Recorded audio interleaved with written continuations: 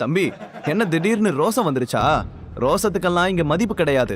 கிளம்புங்க, திரும்பவும் எங்களோட டைமை வேஸ்ட் பண்ணாதீங்க என்று அந்த கடையின் முதலாளி சொல்ல, இவனுக்கு மூளை குழம்பிடுச்சுன்னு நினைக்கிறேன். அதான் திரும்ப வந்து பிரச்சனை பண்ணலான்னு வந்திருக்கான்.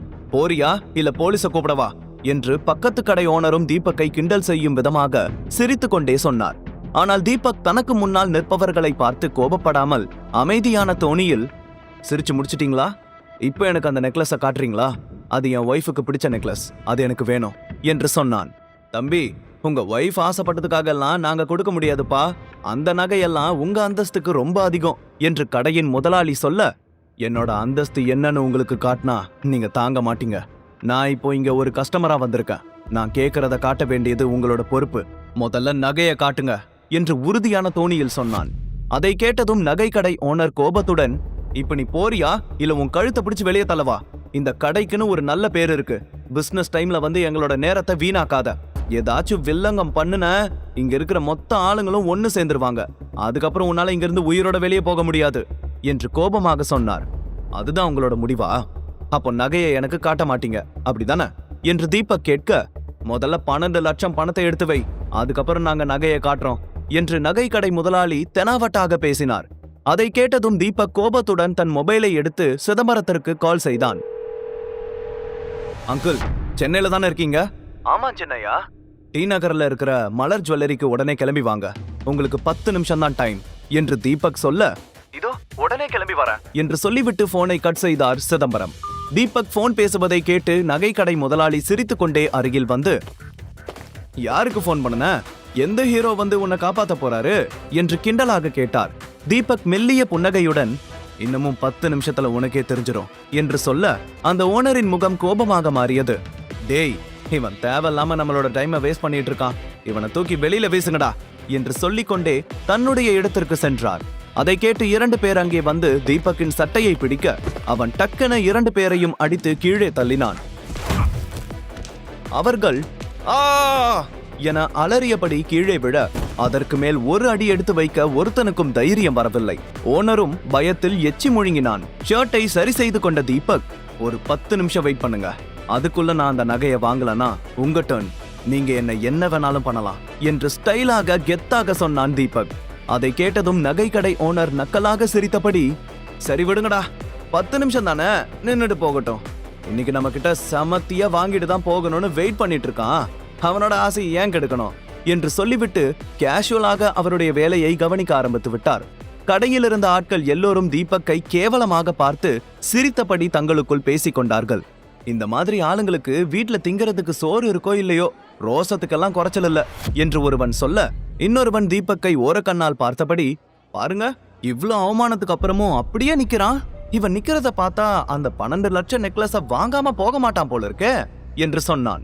அதை கேட்டு அருகில் இருந்த சேல்ஸ்மேன் சிரித்து கொண்டே, அட நீங்க வேற, அவன் இதுக்கு முன்னாடி 50,000 ரூபாய் நகையை வாங்குறதுக்கே அவ்வளோ யோசிச்சான், அவனாவது நெக்லஸ வாங்குறதாவது, நிக்கிறத பாருங்க, கடையவே விலைக்கு வாங்க போறவன் மாதிரி என்று தீபக்கை பார்த்து சொன்னான்.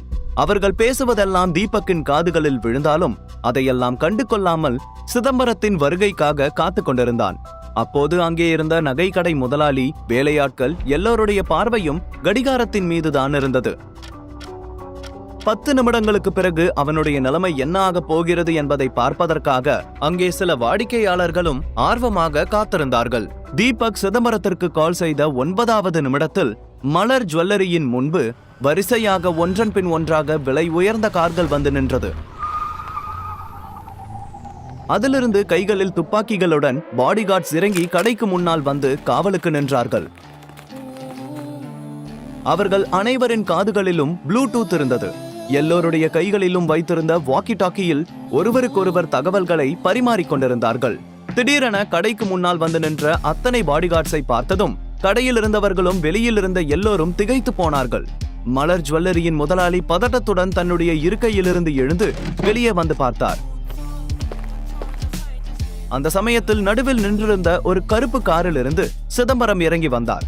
இப்போது மொத்த பாடிகார்ட்ஸ்களும் அந்த நகை கடையை சூழ்ந்து கொண்டார்கள். அங்கே நின்றிருந்த எல்லோருடைய பார்வையும் சிதம்பரத்தின் மீதுதான் இருந்தது. அந்த காட்சியை பார்த்ததும் நகை கடை முதலாளி சந்தேகத்துடன் தீபக்கை திரும்பி பார்க்க, தீபக் எந்த ரியாக்ஷனும் இல்லாமல் கேஷுவலாக நின்று கொண்டிருந்தான்.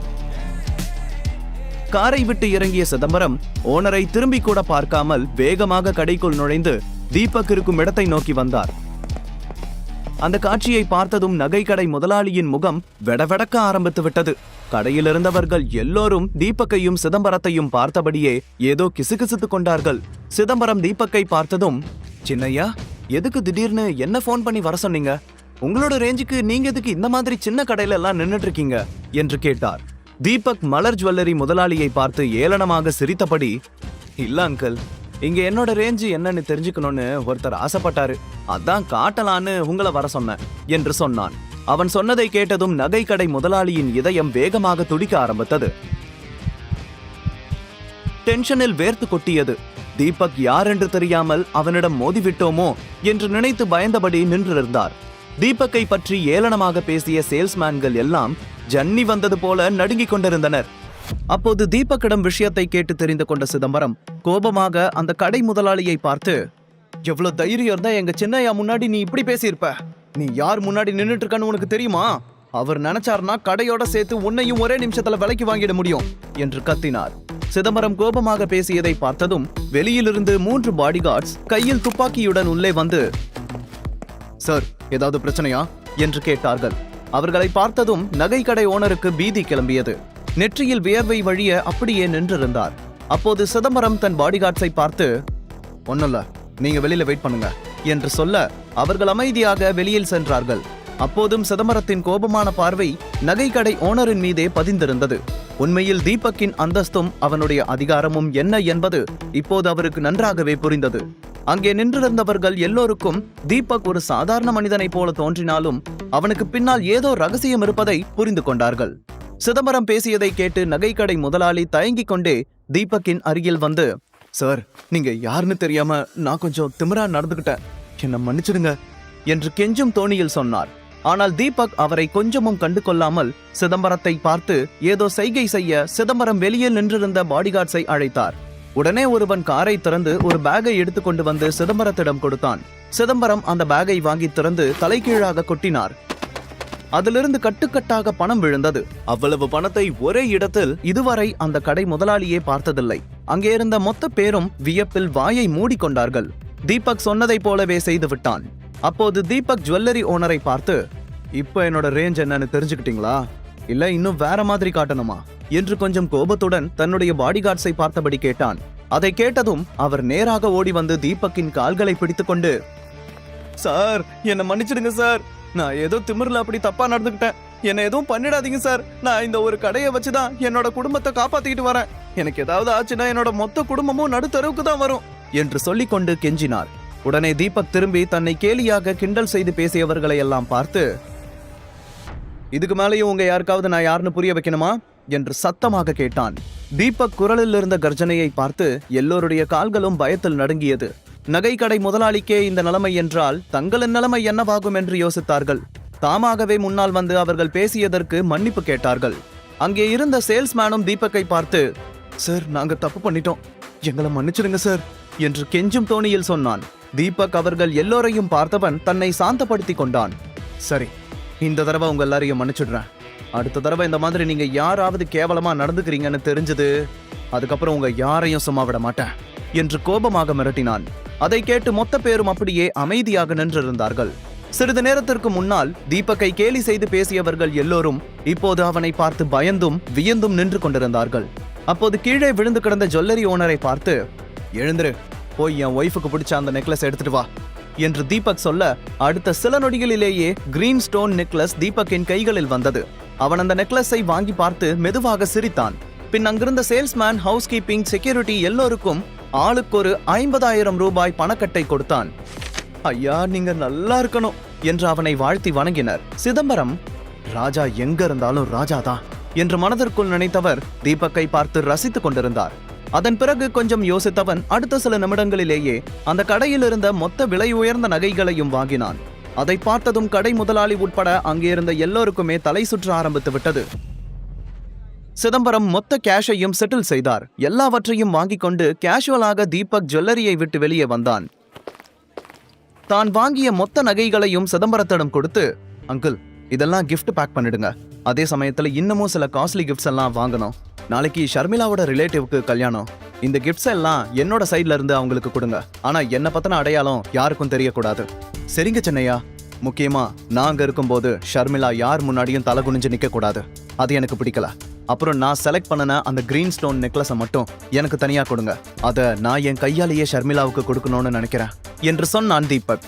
அதை கேட்டு சிதம்பரம் தலையை ஆட்டியபடி, அப்படியே பண்ணிடுறேன் சின்னையா. ஆனா இந்த நெக்லஸை உங்க பேர்லயே அவங்களுக்கு கொடுக்கலாம்ல? அவங்களுக்கு நீங்க யாருன்ற உண்மை தெரியட்டுமே என்று கேட்டார். இல்ல அங்கிள், அவகிட்ட சொல்றதுக்கு இது சரியான டைம் கிடையாது. அதுக்கான நேரம் வரப்போ நான் எல்லா உண்மையையும் ஷர்மிளா கிட்ட சொல்லுவேன் என்று சொன்னான் தீபக். நீங்க யாருங்கிற உண்மை தெரிய வரும்போது உங்களை பிரிக்க நினைக்கிற இதே மாமியார் இந்த ஜுவல்லரி ஓனர் மாதிரியே உங்க கால்ல விழுந்து கெஞ்சுவாங்க பாருங்க. அந்த டைம்ல நீங்க எந்த மாதிரியான முடிவெடுக்க போறீங்கன்னு எனக்கு தெரியல என்று சொன்னார் சிதம்பரம். அதற்கு தீபக் எந்த பதிலும் சொல்லவில்லை. மேலும் சிதம்பரம் சொன்ன வார்த்தைகள் அவனுக்கு சந்தோஷத்தையும் ஏற்படுத்தவில்லை. தீபக்கின் அமைதியான முகத்தை பார்க்கும்போது அவன் மனதில் என்ன இருக்கின்றது என்பதை சிதம்பரத்தால் புரிந்து கொள்ள முடியவில்லை. ராஜமரியாதையுடன் வாழ வேண்டிய அவன் ஏன் இந்த வாழ்க்கையை தேர்ந்தெடுத்தான் என்ற குழப்பம் அவர் கண்களில் தெரிந்தது. அதேபோல தீபக்கின் செயலை பார்க்கும்போது ஷர்மிளாவின் மீது அவன் வைத்திருக்கும் காதலையும் அவர் புரிந்து கொண்டார். இப்படி இருக்கும்போது எப்படி அவனால் 1 வருடம் கழித்து ஷர்மிளாவை விவாகரத்து செய்ய முடியும் என்ற சந்தேகமும் அவர்களுக்குள் எழுந்தது. ஆனால் அதை பற்றி தீபக்கிடம் அவர் பேசவில்லை. அதன் பிறகு சிதம்பரம் தீபக்கிற்கும் சொல்லிவிட்டு அங்கிருந்து பாடிகார்ட்ஸ் கார்களுடன் விடைபெற்று செல்ல தீபக்கும் காய்கறிகள் வாங்குவதற்காக மார்க்கெட்டுக்கு சென்றான். அதுவரைக்கும் அவன் முகத்திலிருந்த சந்தோஷம் வீட்டிற்கு சென்றதும் மொத்தமாக மறைந்துவிட்டது. வீட்டில் வேறு மாதிரியான வாக்குவாதம் நடந்து கொண்டிருந்தது. கீதா தீபக் வருவதற்காக காத்து கொண்டிருந்தாள். தீபக் வீட்டிற்குள் நுழைந்த அடுத்த நொடியே கீதா வேகமாக எழுந்து, சார் எவ்வளவு கஷ்டப்பட்டு பக்கத்து நாட்டுல போய் காய்கறி வாங்கிட்டு வரார் பாரு. அவர் வந்து சமைக்கிற வரைக்கும் நாமெல்லாம் பசியில தானே இருந்தாகணும். இப்படி கஷ்டப்படுறவருக்காக நாம இது கூட பண்ணலன்னா எப்படி என்று கிண்டலாக கேட்டார். இல்ல ஆண்டி, மார்க்கெட்ல ரொம்ப கூட்டம், அதான் லேட் ஆயிடுச்சு என்று தீபக் தயங்கி கொண்டே சொல்ல, கீதா கோபத்தின் உச்சத்தில், வாய மூடு. இன்னைக்கு மறுபடியும் உன்னால நாங்க எல்லார் முன்னாடி அசிங்கப்பட்டு நின்னுட்டோம். என் பொண்ணு போன ஜென்மத்துல என்ன பாவம் செஞ்சாலோ தெரியல, இவன் வந்து அவளுக்கு வாச்சிருக்கான். முழு கதையையும் கேட்டு மகிழ பாக்கெட் FM ஆப்பை டவுன்லோட் செய்யுங்கள். லிங்க் டிஸ்கிரிப்ஷனில் கொடுக்கப்பட்டுள்ளது.